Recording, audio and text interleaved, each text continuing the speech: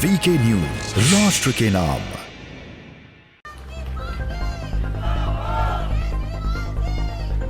जैसे ही सरकार बनेगी, पहली कलम से पंजाब के अंदर 300 यूनिट बिजली माफ कर दी जाएगी।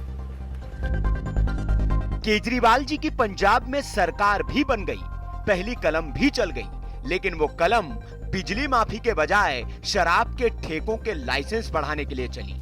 मान साहब सीएम बन गए, सरकार में मंत्री बना दिए गए, सारे गैर जरूरी फैसले लिए जा रहे हैं, लेकिन जिसका वादा किया था वो केजरीवाल और मान दोनों भूल गए।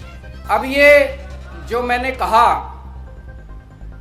ये केजरीवाल की गारंटी है, ये कैप्टन के वादे नहीं है। तो आप पूछोगे कि जी कितने दिन में पूरे कर, उनके वादे तो 5 साल हो गए तब भी पूरे नहीं हुए। जैसे ही सरकार बनेगी, पहली कलम से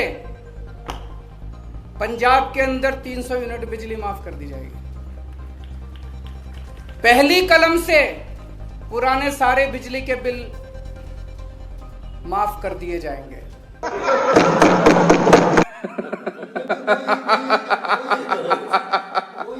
अरे केजरीवाल जी की ये हंसी पंजाबियों के लिए नहीं है। उन्होंने बिजली भले ही माफ न की हो, लेकिन अभी दाम नहीं बढ़ाए हैं। ये आप सरकार की उपलब्धि है। जो पंजाब करोड़ों अरबों के कर्जे में हो, वहाँ की सरकार बिजली का दाम न बढ़ाए, इससे बड़ी उपलब्धि क्या हो सकती है।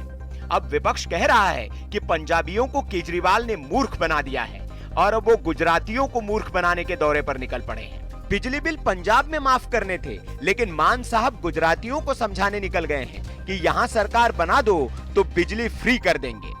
वैसे मान साहब कुछ भी कर सकते हैं। उन्होंने 1,80,00,000 रुपए का पुल उनके लोकसभा क्षेत्र में मात्र 6 लाख रुपए में बना दिया था।